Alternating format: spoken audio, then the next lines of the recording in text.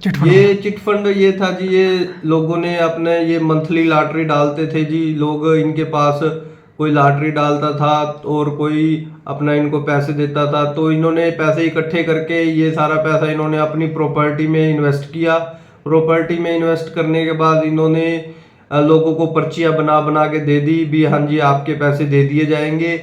और फिर इन्होंने अपने भाइयों का डिस्प्यूट दिखाया, भाइयों की भी इनकी लिटिगेशन चल रही है, उसमें से इनके 2 सरकारी गवाह भाई बने हुए हैं, उन्होंने अपने बयान भी दिए हैं भी लोगों के पैसे हैं ये लोगों को वापस दिए जाए। तो ये सारा मामला था और इन्होंने इस चीज़ को अपना पॉलिटिकल प्रेशर बनाने के लिए कभी किसी के साथ फोटो वगैरह डालते थे जिससे कि लोगों के ऊपर पॉलिटिकल प्रेशर बने, और हर बंदे को ये कहते थे कि आपके ब्याज समेत पैसे देंगे, जिससे लोग उनकी बातों में आगे 3 से 4 साल केस भी डिले हुआ।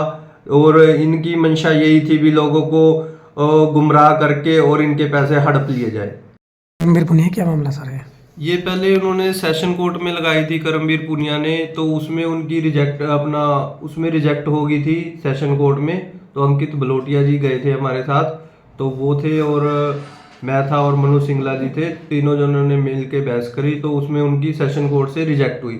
उसके बाद हाई कोर्ट में अंकित बलोटिया जी ने तीखी बहस करी और उसके बावजूद रिजर्व रहा 3-4 दिन ऑर्डर। उसके बाद 3-4 दिन के बाद अपडेट आया ऑर्डर का और उसमें उनकी बेल डिसमिस हो गई है।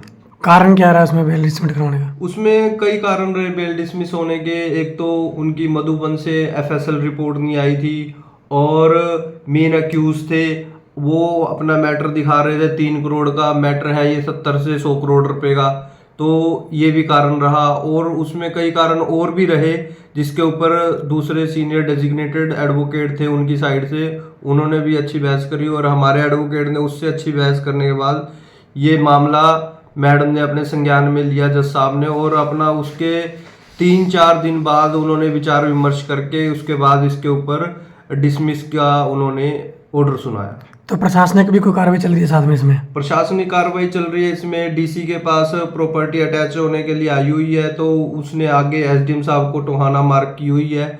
जो भी प्रॉपर्टी इनकी 10-12 प्रॉपर्टी की हमने डिटेल दी है, उसमें से 5-6 प्रॉपर्टी अटैच हो गई है और भी हम कोशिश कर रहे हैं जितनी भी प्रॉपर्टी है और भी निकल के आए। और जिन जिन लोगों को हमारी अपील है, जिन जिन लोगों को इनकी प्रॉपर्टी के बारे में ज्ञान है, कहाँ कहाँ इनकी प्रॉपर्टी पड़ी है, हमें कोऑर्डिनेट करें जिससे कि हम एसडीएम के थ्रू इनकी प्रॉपर्टी अटैच करवा सकें। इसके बाद आगे क्या प्रोसेस रहेगा आपका?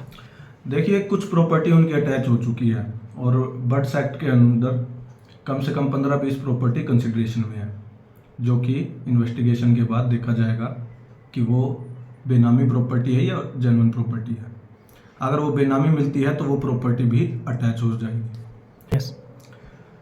तो पीछे 3-4 दिन से मैं दिल्ली सुप्रीम कोर्ट था, कंप्लेनेंट पक्ष से मेरी बात हुई थी। आज बैठ के उसी बारे में हमारी बातचीत चली कि आगे क्या किया जाए।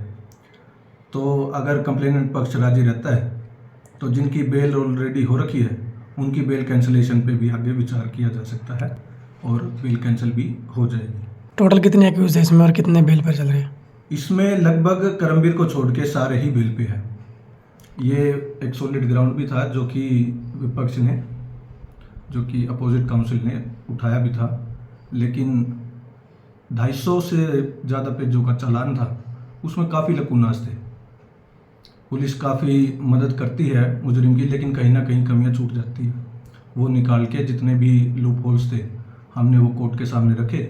माननीय जस्टिस ने हमारा पक्ष सुना, मैटर को रिजर्व रखा, अच्छे से फाइल पढ़ के बाद में 3-4 दिन बाद उसको बेल डिसमिस करते।